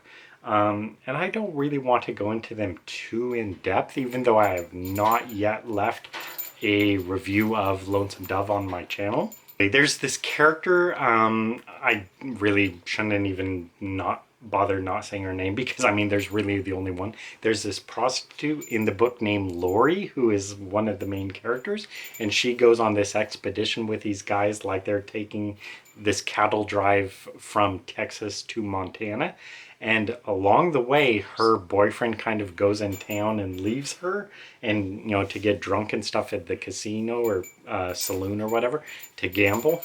And this like real notorious outlaw comes by her, and there's like one of the guys who is with her named Gus, who is like one of the good guys. He's like a former Texas Ranger. He recognizes this outlaw, real dangerous outlaw, and the guy kind of like just scopes the area out, and his horse has a drink of water, and then he just kind of goes away. And Gus is like, ooh, that's a real dangerous outlaw. You know, Lori, you should come back to the camp with me where it's safe. And she is just like, no, I don't want to go. I want to stay out here. And Gus is like, you know, hey, well, there's this outlaw, you know, you should come back with me. And she's just like, no, I don't want to, you know, things are going to be fine. And so he just decides, you know, the outlaw didn't seem really too interested, you know, so it's probably safe. She's probably safe. So sure, I'll just go back to the camp. But then he does, but then he sends like a young guy, a young cowboy or whatever, to kind of keep watch of her, you know, because there's this outlaw in the area. And so he goes there and like, you know, he says, hey, Gus told me to like just keep watch, make sure you're safe. And she tells him, no, just leave, you know, I don't want you here. So he does, but then he decides like, oh, you know, I got an idea. I'll take my horse like a half mile away, and then I'll walk back to the camp and I'll keep an eye on her. But then he falls asleep, and then like his horse runs away, so he doesn't have his horse, and it's just like, anyway, the girl gets taken by this outlaw, and then she winds up getting assaulted and stuff. And I was just like, oh, this is so freaking annoying. And Gus, the main character guy, he says in the book that, oh, the outlaw, he just had a perfect strategy. He pulled it off perfectly or whatever. He had a flawless plan. And I'm like, he did not. You guys were idiots at every turn. Like this girl just saying, you know, oh, I don't want to go back to the camp with you guys or whatever. Just leave me alone. And then the guy who was sent, you know, the kid to watch over her, how he's just like, oh, I'll just be like a half mile away without my horse. And, you know, then he just falls asleep, and it's just a comedy of errors where it wasn't a brilliant plan. It was just a real forced plan where McMurdy wanted to get this girl taken by this outlaw because of, you know, suspense and stuff. And I could understand like a series of misfortunes or whatever to allow that, but it really felt like they were doing everything possible to allow this to happen. And that was bothering me. And then on top of that, after this woman is taken, and it's described like, for the whole chapter, it's like how terrified she is. And she's just really scared and everything, you know? And it's just like typical damsel in distress situation. But I didn't care, because this woman like knew this outlaw was in the area, and she was just like, nah, you know, go away, to her friend, you know, just I don't care if the outlaw is in the area, I'm not afraid of him. So it's like, I don't really feel sympathy that she's taken captive. And then when she's finally assaulted, the way McMurdy presents it is so unemotional. Basically, like, he literally says like these 4 or 5 guys or whatever like cover her. That's what he says to describe their assault upon her, is just like one guy covered her and then the next guy covered her. That's all. They just cover her. And that's how it's described. And I was just like, there's a real concern about like exploiting that kind of graphic situation or whatever, where, you know, you show the character whimpering and moaning and getting assaulted and whatever, like real graphic depictions. So you could argue that, oh, well, Larry McMurtry was just avoiding having a graphic scene about her assault. But I think what it actually does fundamentally, by just having it be described as one after another, the guys cover her, is it makes it like it's no big deal. Like, oh, you know, all they do is cover her, you know? I don't know if that makes sense, but also like in the book, like for a euphemism for intercourse, the characters say like, I want to poke, or like, do you want to poke? That's how they describe, you know, intimacy, is just poking each other. So I just didn't really like that at all, especially just how it's described as them assaulting her is just they cover her. To me, that's not like avoiding the description of violence or whatever. That is more like actually minimalizing the actual act, where it's not making it a horrendous assault. It's just, oh, they cover her. They lay on her. He may as well just say in the book, then 5 guys cuddled with her, or they held their bodies close to her. That is kind of how McMurtry describes the assault scene. Just, oh, they laid together. And that's how he describes it. And that's just like, no, they viciously assault her one by one. That's how you know, that's what's happening. Not just, oh, they covered her. So that really bothered me. And then another thing that really bothered me about Lonesome Dove is throughout the book, characters are presented with choices. And what it really became clear at is the author like presented, here's a choice you could go, one side you will live. Like if you go this way, if you want to do this, you know, it creates a future where the characters could have ended up all right. You know, they want to do something, like one guy wants to go back to Ireland, but he doesn't. He goes down this other route, and then, you know, someone winds up getting killed. And then, you know, Lori, like she's offered to like be taken into the town, and she's like, no, I don't want to go into the town. And then so she goes this other way, and that leads to her getting assaulted.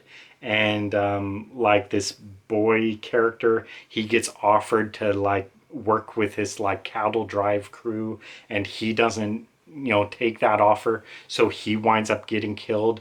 This young girl gets offered to like be like left at an orphanage or whatever, where, you know, she could be taken care of by this like foster mother kind of person, but she decides to not do that, so she winds up being killed. This one deputy guy, sheriff kind of guy, deputy sheriff, he gets offered by this woman to basically be her husband, and like, you know, she sleeps with him to give him a taste of what it's like, you know, to say like, hey, there's plenty of more of this if you're willing to stay with me. But he's like, no, I want to go do this other thing, and so he winds up getting killed. That just happens throughout the book with every single character. Like in one chapter, they'll be given an offer like, hey, you could go down this road, and they don't take it. They're just like, no, you know, I think I really want to go this way. I don't know why. I just want to go this other way. And then inevitably, like 5 chapters later, 6, 7 chapters later, whatever, they will wind up dying. And so I just really picked up on that kind of theme for Larry McMurtry's writing. One chapter, there'll be an offer like, hey, you could go this way, you could be happy, you could have a future, and the character's just, I don't want to do that, I'm going to do this other way. And then 5 chapters later, oh, they die. So that was just really bothering me. Eventually, I just got tired of reading this book. I had like 350 pages left, and I was just tired of the book. I didn't really want to read any more of it. I've been reading it for like 6 years, so I just finally looked up the summary of the rest of the book, and I'm pretty glad I did, because really nothing good happens in the whole book. It's just misfortune befalls like every single character, and it's just so dreary and disappointing and tragic, and yeah, so I just really kind of hated that. So I'm really torn on Lonesome Dove because there's parts of it where some parts of it are just beautiful writing, great writing, and like, 400 pages of the book is just great. But then there's like 400 other pages that are just a slog to get through. Really, the whole book is kind of a slog to get through. But I really like some of his writing. I like his characterization. I like his description. But I don't like a lot of his choices about what the characters do and stuff like that. And just, the book is just too long. Like, does it really need to be 900 pages? I do not think it does. So really, even though the writing is pretty good, I think still the book is probably 400 pages too long. I think, the book would have been better suited trying to trim stuff down as much as possible. And also, what's wrong with having some happy endings for characters? Because at least then it feels like there's some kind of reward, like, you can really hope that, something ends up good for a certain character.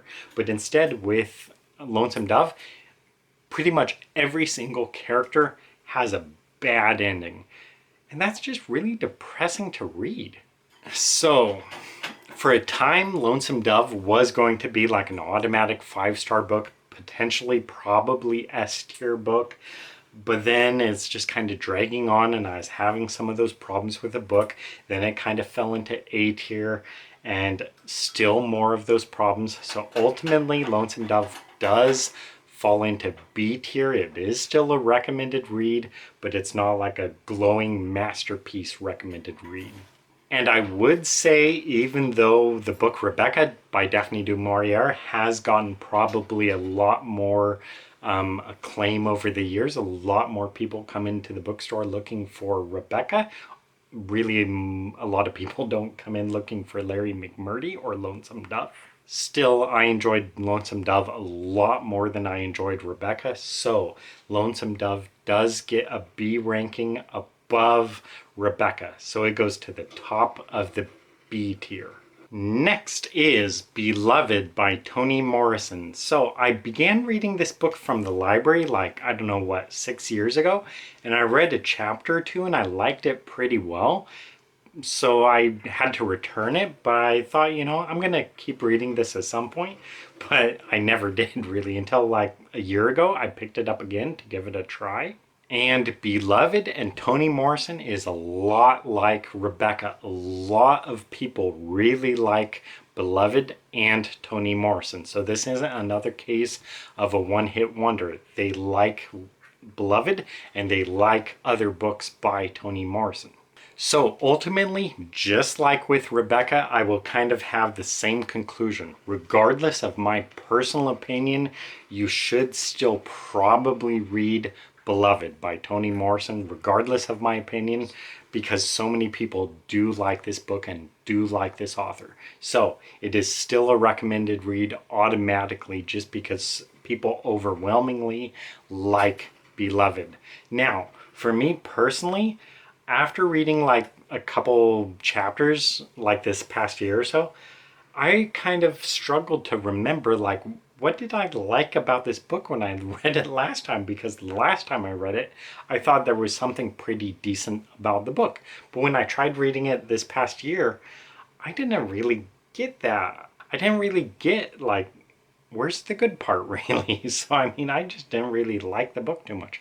And so I kept trying to read, and I don't know exactly how much of the book I read. I want to say I may have read like 60, 70 pages or so.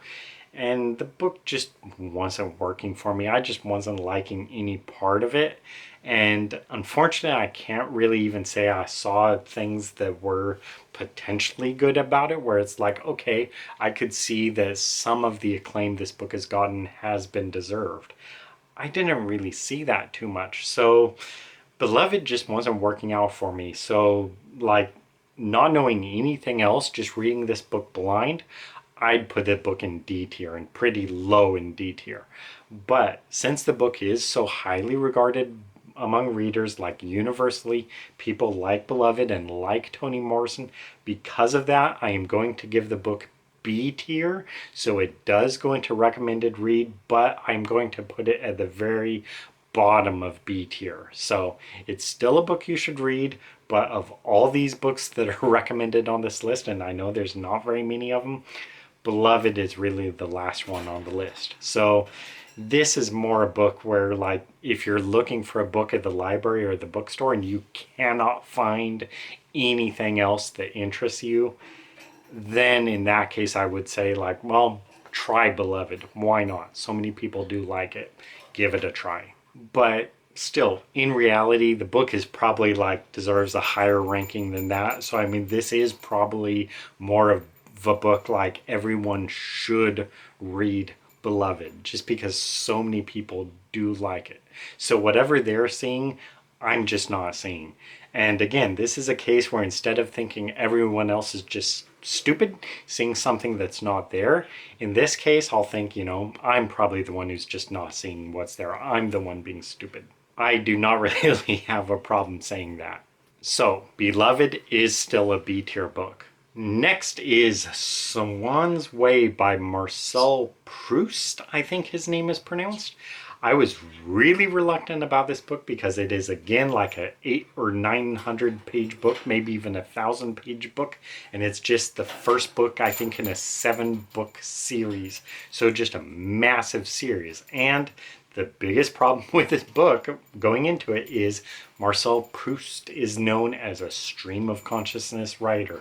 And kind of like, I always saw like Marcel Proust was kind of considered like the first stream of consciousness writer. So that was a major red flag for me. So I began reading it just a few months ago, and so of course, just since I started a few months ago, I must have not lasted very long, and indeed I did not. I think I read 9 pages, maybe 10, and basically in those first 9 pages, all that happens in those first 9 pages is a character wakes up and they see it as dark and that they had napped for too long. That is all that happens in the first 8 or 9 pages. The character wakes up from a nap and realizes they'd napped too long. That took Marcel Proust 9 pages to say that. That would have taken me like 10 words to say that. So once I read that 9 pages of I woke up and realized I'd napped for too long, I'm not going to read the remaining 800 pages of the book, because if it takes you 9 pages to say you woke up from a nap and realize you napped for too long, I'm not going to read the remaining 800 or 900 pages of the book. I'm just not going to waste my time. I'm not going to waste my life. So this is a book that I honestly did not get very far into. I did not really see anything bad about it beyond just 9 pages to describe waking up from taking a nap. So there's nothing about the writing where I could say there was anything bad about it. It's just too many words, too many pages.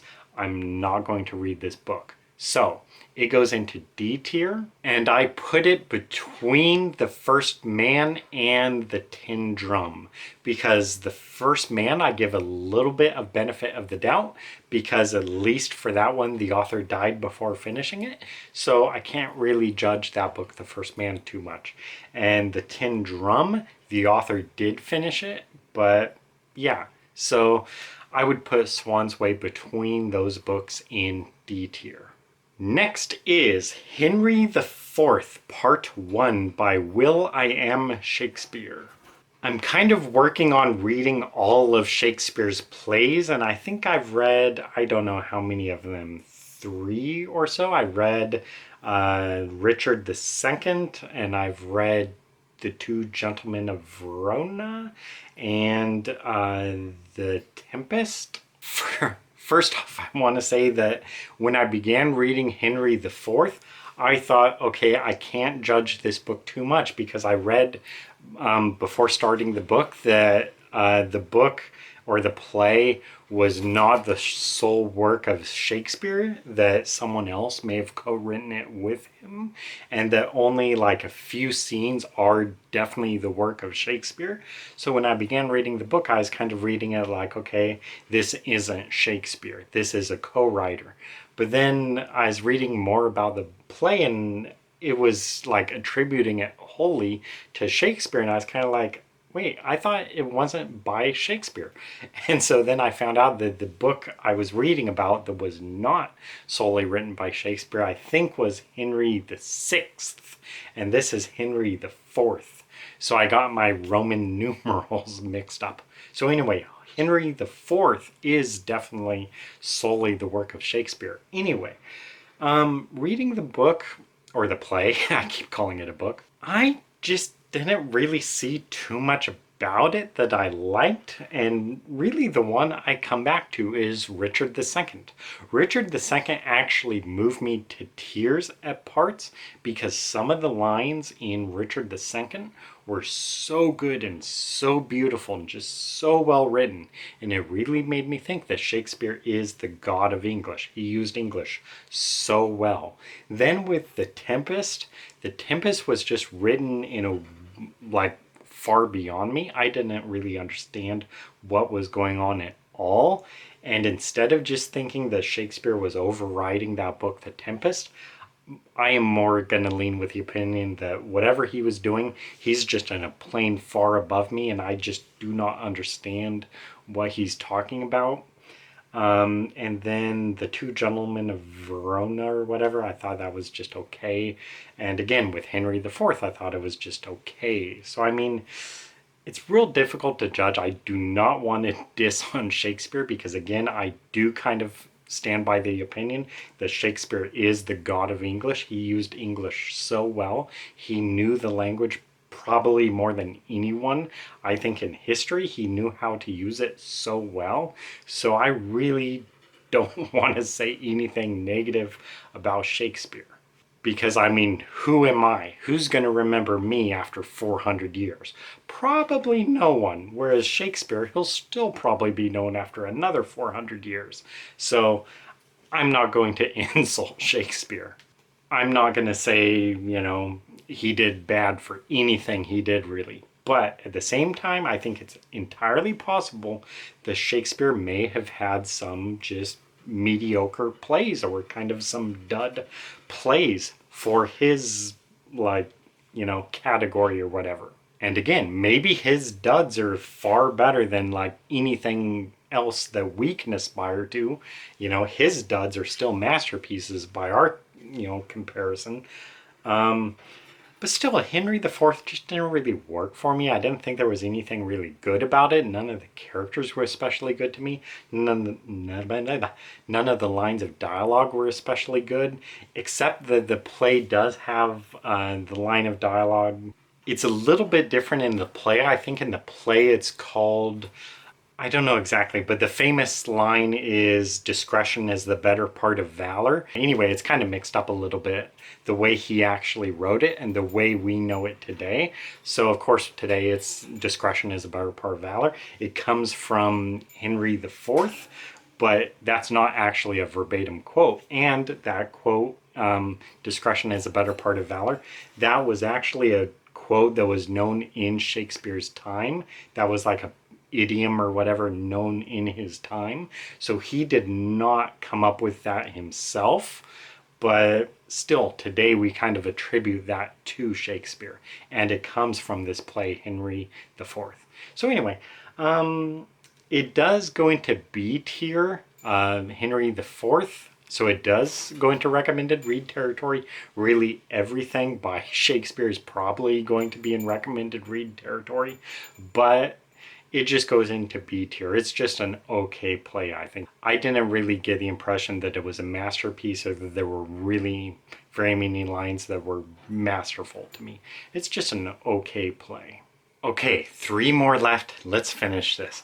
Next is The Warden by Anthony Trollope. So this is a book, I didn't know anything about this book or author originally, but then after getting the book and like waiting to read it, I began to hear or see more and more people coming into the book looking for Anthony Trollope books and really liking him. And apparently what this book, it's actually part of a series, is about is this book is about like the church or something, a church parish or something in like, I don't know exactly when, like feudal England or medieval England or something like that. And it basically just talks about this church's like financial situation. And I know that sounds really boring, and it is. And basically the whole book, from what I was reading, and I only read like 30 pages of the book, the whole book was just talking about like how much this parish or whatever makes in tithes or whatever, like per day or per week or per month or per year or whatever. Like, you know, on this day they made so many shillings or whatever, or this month they made this many shillings or this many pounds. And to me, I'm just like, I do not know what any of that currency means, because I don't know what a shilling is and I don't know what a pound is, and I especially do not know what a pound or a shilling was in whenever this book is set, whatever year this book is set. I don't know how much money that is.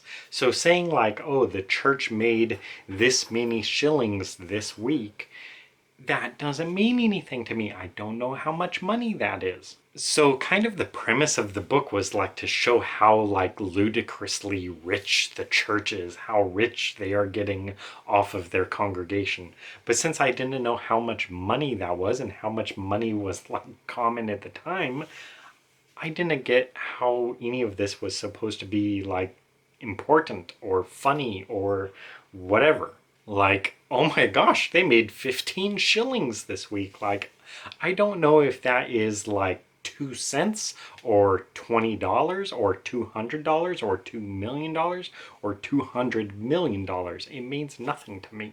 So I just didn't really like this book, The Warden, at all. And I think other books in the series might be a little bit more highly regarded, because I think I've heard other people mentioning like other books other than The Warden. But that is the first book in the series, and yeah, I'm just not interested in it. After reading like 30 pages or whatever, I didn't want to read the whole rest of the book, and I didn't really want to read any other book by him, because it just wasn't good. It just wasn't interesting. Like, I don't know how much his church is making, and I don't care. It's not my money. If people want to give their money to the church, then that's their decision. And if the church makes a lot of money, then more power to them. Whatever. I don't care. So The Warden goes into D tier, and it goes between Heart of Darkness and The Uncommon Reader. And the reason it goes below Heart of Darkness is because at least Heart of Darkness had that kind of controversial aspect to it, where there's a debate between if it's racist or colonialist or anti-racist or anti-colonialist. That to me is interesting. And there's really nothing interesting about The Uncommon Reader, so The Warden kind of fits neatly between those two. But I do give it a little bit of edge over The Uncommon Reader, because at least people do come into the bookstore talking about Anthony Trollope and wanting Anthony Trollope books. So it gets a little bit of a bonus or whatever for that, but it still goes into D tier. Next is Kristen Lavranstatter. This is actually a trilogy. I do not know offhand what the first book is called. Okay, it's called The Bridal Wreath. So originally I actually got the second book in this trilogy or whatever, not knowing it was a trilogy. And so then I had to order the first book online. And so just a couple weeks ago, I tried reading it, and I think I may have read only like 2 chapters, and it wasn't working for me.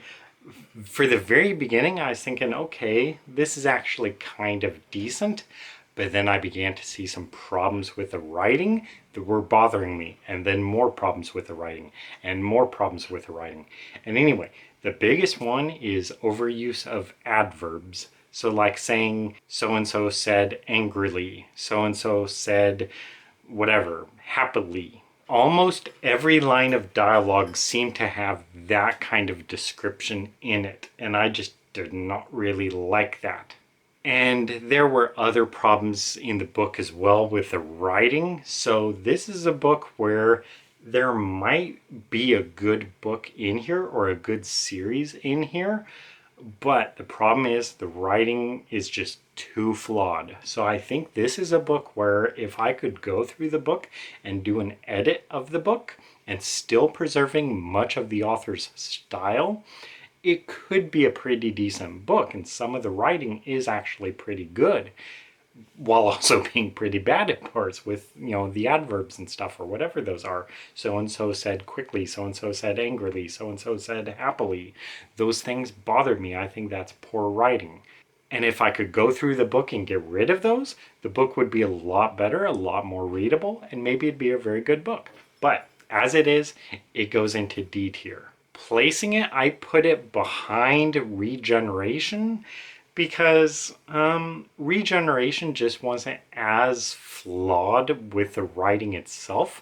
There was more problems with structurally with the story, just not being really interested in the story.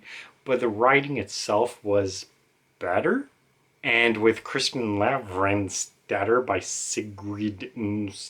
Did I mention the author when I started this? It's kind of the opposite, where she had more kind of flawed writing, but her actual plot might have been decent. I don't know. I didn't get far enough into it to judge. But between the two, I would more readily recommend Regeneration before I would recommend Kristen Lavransdatter. And it also goes ahead of The First Man, because even though The First Man was unfinished, there was really nothing about The First Man that I saw that I liked that wanted me to read more of Albert Camus.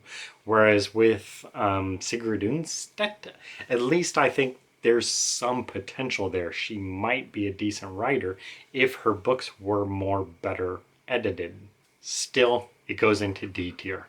Last of all is Night by Elie Wiesel. So I do not think I knew anything about this one really, but then as I began to thank you, baby.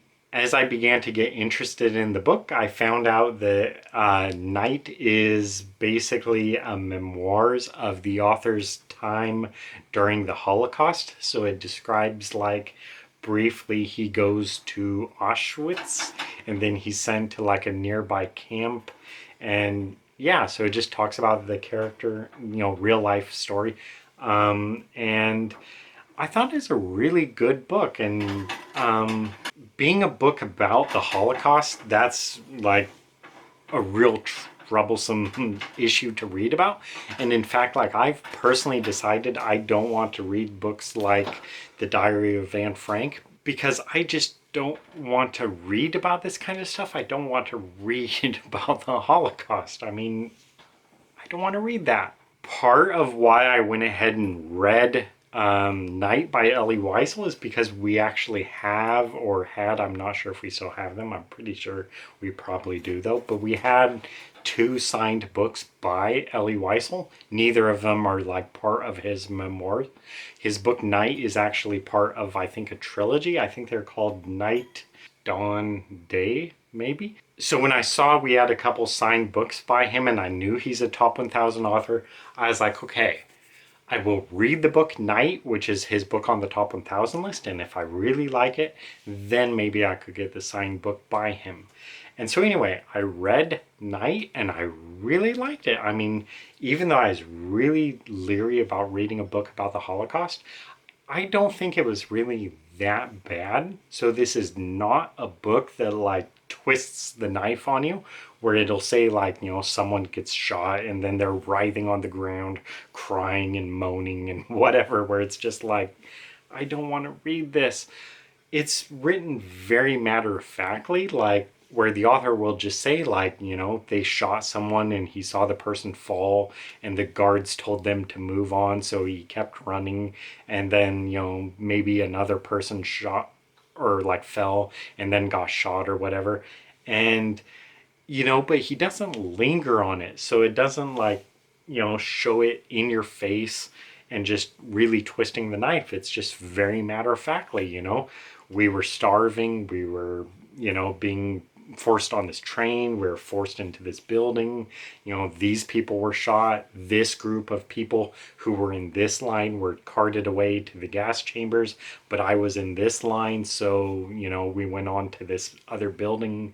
And it's just written real matter-of-factly, where even though it's a really emotional subject, I did not feel that it was really too hard to read. It wasn't too bad of a, you know, tearjerker or whatever, like destroying your emotions or whatever. It's just a real matter-of-fact book. So what I'll say about the book Night is that if you want to read something about the Holocaust, or even really if you don't really, if you're like me, where you just don't want to read anything about that, this is a book where I think, personally, I would say you could still read it, even if you're leery about reading books about the Holocaust. If you don't want to have anything to do with that, I don't think it's that bad. Still, I will say it's the Holocaust. So, I mean, yes, he's talking about people who are getting shot, people who are dying, people who are being put on trains and, you know, taken away to the gas chambers. And he talks about how he meets, in one instance, Joseph Mengele, or whatever his name is, like the doctor of Auschwitz. So you see all of that. But again, personally, I didn't think the book was overly emotional. It was just very matter-of-factly written, where it's just, you know, I went on the train, I got out of the train, there was this line going to the gas chambers, and I was in this line, and I went with my father into the barracks, and we went to sleep, and, you know, whatever. And it's just very matter-of-fact, and it's not a real long book. It's only like 250 pages or whatever, maybe even less than that. So it's just really well written. For such a difficult subject, I still think it's a very good book. No flaws about it, really. Just, it's a good book about the Holocaust. It does everything it should do. Rating it, this is so hard to do, because usually I don't like rating memoirs, because to me it feels like you're rating the person's life, and this just happens to be someone who was a Holocaust survivor, so it's like I don't want to give them like a negative rating, you know.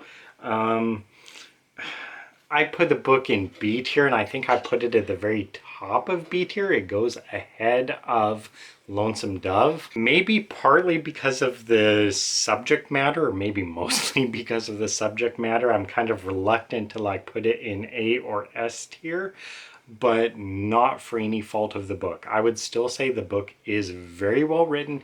Even if you're really leery about reading a book about the Holocaust, I would still say I think the book is okay to read. It's emotional.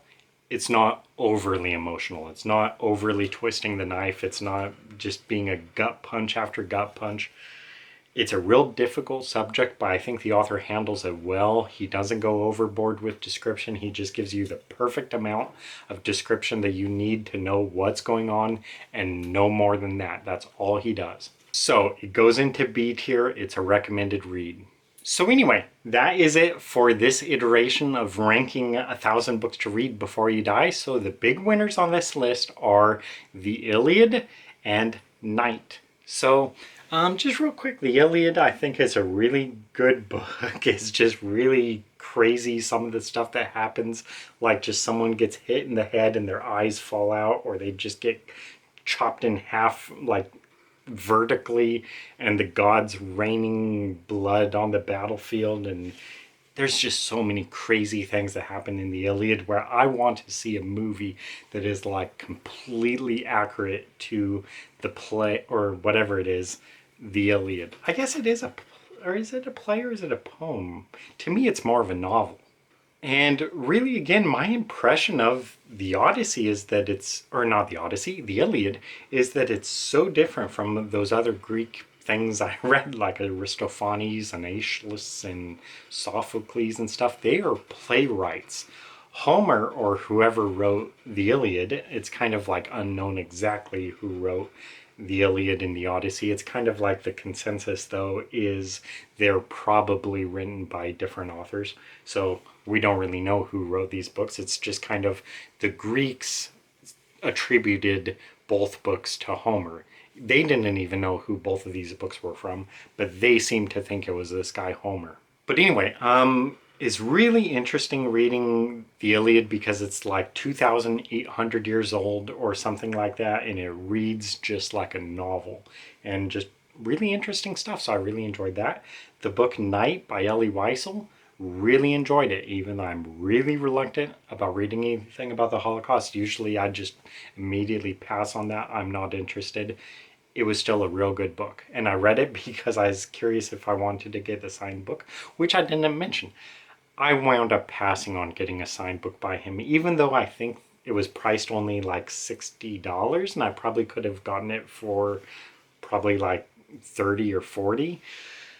I just didn't really care. And also the book that we had was like something about Judaism or something, or like something about like the Jewish fathers or something Jewish, and I was just not really interested in that.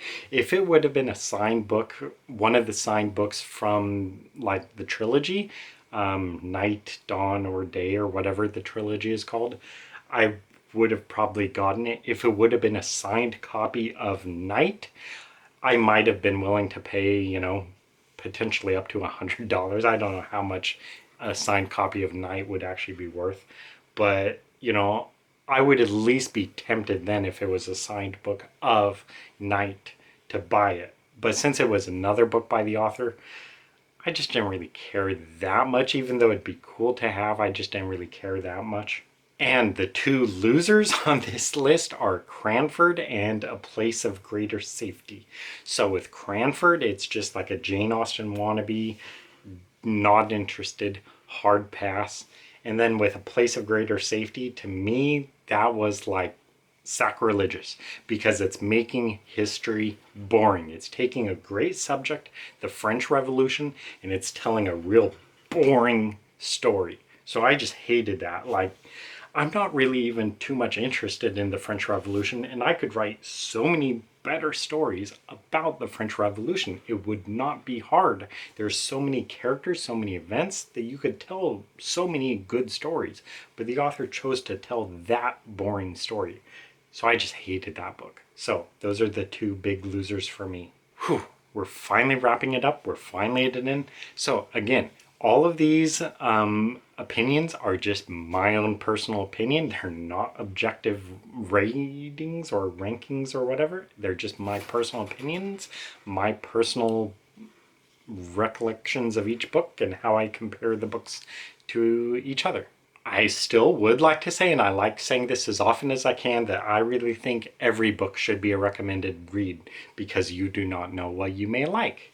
Something someone else did not like could be your favorite book of all time. You do not know. So give it a try. Even if you don't really like the book, even if you happen to agree with the person and you don't like the book, you might still get something out of it, and it's still just the experience of trying it. So I would always say you should read every book, really. There's no harm in trying every book, really. So every book is a recommended read. And if you happen to disagree with me or with anyone else about a book, that's entirely your opinion, and more power to you. That's great. Don't let anyone else, determine your opinion on things. You can form your own thoughts. You can form your own opinions. You're your own person with your own mind, and your opinions are valid, and you are valid. So thank you guys for watching. Hope to see you in another video. Bye. 2, 3, 4.